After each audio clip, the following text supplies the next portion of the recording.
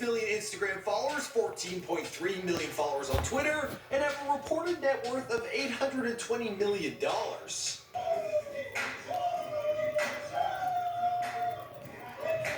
Before P. Diddy would parlay his work in music to break into television as a host of The Four, an actor on CSI Miami, Hawaii Five-0, Blackish, and appear in films like Monsters Ball, Muppets Most Wanted, and Get Him to the Greek.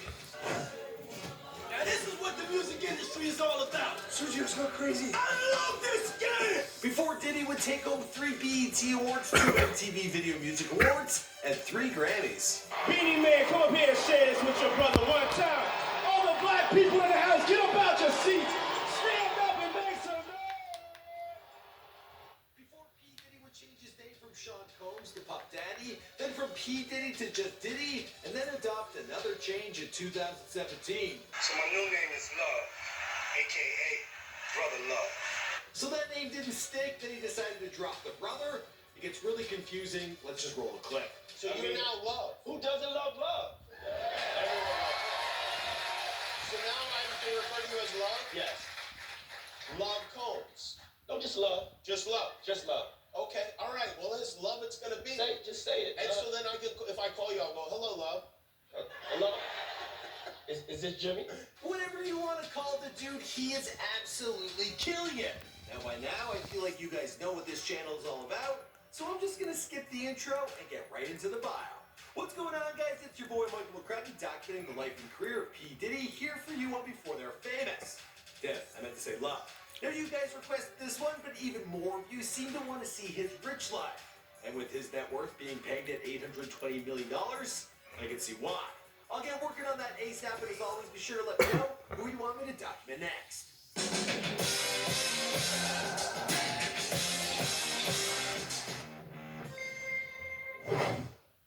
Sean John Combs was born on November 4th, 1969 in Harlem, New York, but grew up mainly in Mount Vernon, New York. He was raised Roman Catholic, he even served as an altar server when he was a young child, and he attended a Catholic boys' school located in the Bronx. His mother Janice was a part-time model and teacher's assistant. His father Melvin Earl Combs served in the U.S. Air Force. Now following this, he was an associate of the notorious gangster Frank Lucas. In 1972, when Puffy was just 2 years old, his dad was shot dead while sitting in his car on Central Park West. From there on out, he was raised by his mother and his grandmother. His mom would keep the cause of his father's death a secret, telling him that he had died in a car accident. It wasn't until he was enrolled in college that he looked up his dad's name in the library and found out the truth.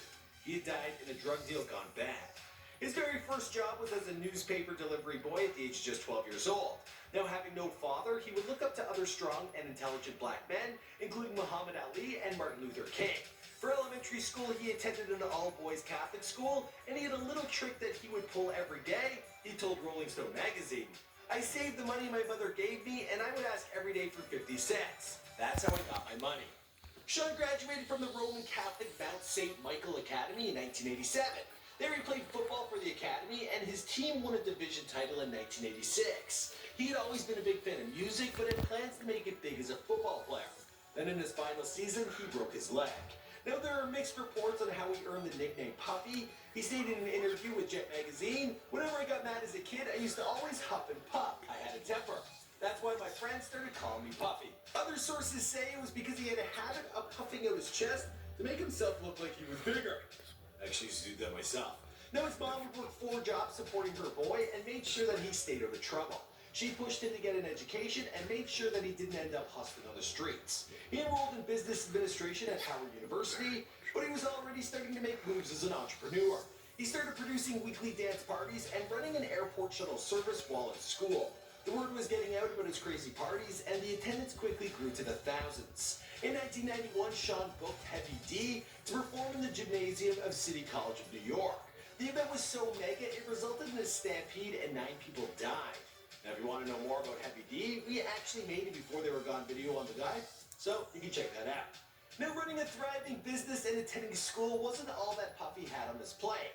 Part of the requirement for his degree was that he had to obtain an internship, and he set his sights on the music industry. He landed a gig at Uptown MCA Records and worked under the CEO, Andre Harrell, who would serve as Puffy's mentor. He was like, well, if you want to work for free, you came to the right place. So, he let me work for free. So I started working for free, and I was going back and forth from college. I would sneak on the train and work 2 days in New York, and the rest of the day that I spent in Washington, D.C. in college. Puffy started rising up the ranks from intern to talent director while working with artists like Mary J. Blige and Jodeci. Eventually, it was decided that he would drop out of school. Now, Mom was probably pissed, but in under 3 years, he worked his way into the position of vice president of the company. In 1992, a demo tape made its way to Uptown by a street rapper by the name of Biggie Smalls. Most people don't realize how dope Biggie was as a freestyle artist, and was definitely one of the best at being able to take that energy and take it to the records and make platinum records out of it.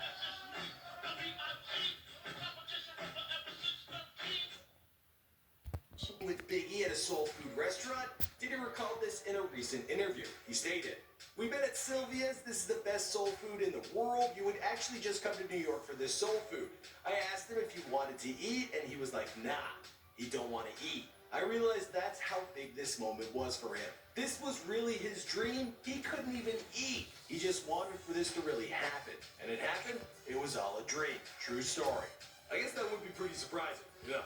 Now, during this time, Sean had his first child, Justin, with his high school sweetheart, Melissa Hilton Britt. But back at work, well, there were some problems. Uptown Records were getting a lot of pushback on the lyricism in Biggie Smalls' debut album, Ready to Die, and were reluctant to fund the completion of the recording.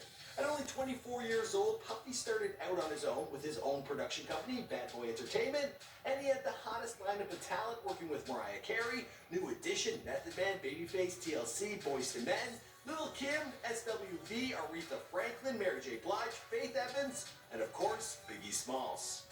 Puff just told me, yo, man, you write something dope to this song, yo, it's damn near certifying your platinum shit. I know. He don't really do nothing that fails. So I take his word for a lot of shit, which is true. Ready to Die was released in 1994, and it peaked at number 15 on the Billboard 100. It would go on to become critically acclaimed, and today is relished on every list as one of the best albums of all time. And my whole crew's lounging, celebrating every day, no more public housing. Puffy was a featured producer on 5 of the tracks, including Juicy, and he would appear more frequently alongside Biggie while doing press and in music videos.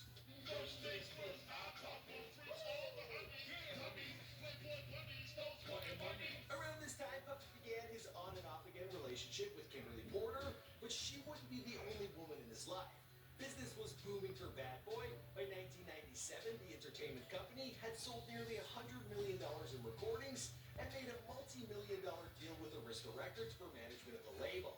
During this time, there was a widely publicized rivalry between Bad Boy Records and Death Row Records, which was out in LA. If you're like the one person who didn't know that. Now it was Puffy and Biggie versus Tupac and Shook Down. Discs were exchanged via rap songs and in interviews. Biggie, remember when I used to let you sleep on the couch and beg a bitch to let you sleep in the house? Biggie Smalls was murdered in 1997, 6 months following the death of Tupac Shakur. We were all both scared. Sometimes things in your life could just get out of control. We never wanted to have problems with each other. We were all fans of each other, and it was just something in that day and age that just spun out of control. Mourning the loss of his friend, Puffy woke up one day to see the Police's hit, Every Breath You Take, playing on MTV.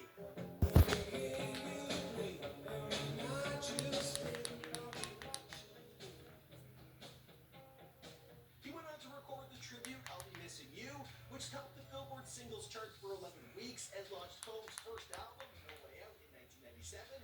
That became platinum status.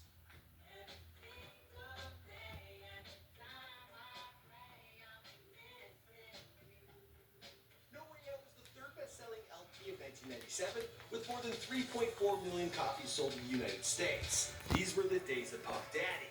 The singles were everywhere, and you couldn't miss them on the radio. Remember Can't Nobody Hold Me Down? It's All About the Benjamins, Been Around the World, and also that time he hung out with Godzilla.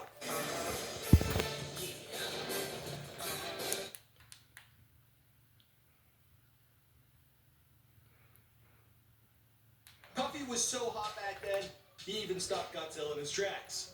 Must have been all that chest work. Now, both the single I'll Be Missing You and the album No Way Out won Grammys the following year for Best Rap Performance by a Duo or Group and Best Rap Album, respectively. In 1998, Puffy became the father to his son Christian with Kimberly Porter and would adopt her son Quincy from a previous relationship a little later on. At this time, Sean seemed unstoppable. He released his second album, Forever, in 1999. That same year, his recently launched clothing line, Sean John, it debuted in America, and he also had a new lady love. You might recognize this one. She wore a green dress at the 2000 Grammys. It was good. Their love affair wouldn't last long after the two got caught up in a nightclub shooting where 3 people were injured. The bad press it ended their relationship, and it inspired Puff Daddy to change his name. His trial began in late January of 2001 and ended on March 16, 2001, where he was cleared of all charges. Now, the 2000s would bring us P. Diddy in his new entrepreneurial ventures. He became the producer of Making the Band for MTV. He became an actor appearing in Made and Monsters Ball, amongst a list of very long credits. He owns Blue Flame, the marketing agency. There's Sean John, the clothing line. There's Combs Wine and Spirits, which boasts its own line of Ciroc vodka brands. And if you ain't into getting drunk, well, you can hydrate yourself with Aqua Hydrate. That's his H2O brand. He recently acquired Revolt, its production company, and the media broadcasting company like Revolt Network. The dude is also a doctor, receiving his honorary doctorate in humanities from good old Howard University. It all came full circle. On top of this, he had like another 3 kids. As for the rest of the story, well, I'm going to wrap it up here because now we're trading into the rich life territory. I promised you guys I would make that video. We put the rich life on hold for a few weeks because they're a bitch to run. But for you guys, I will get it done. So look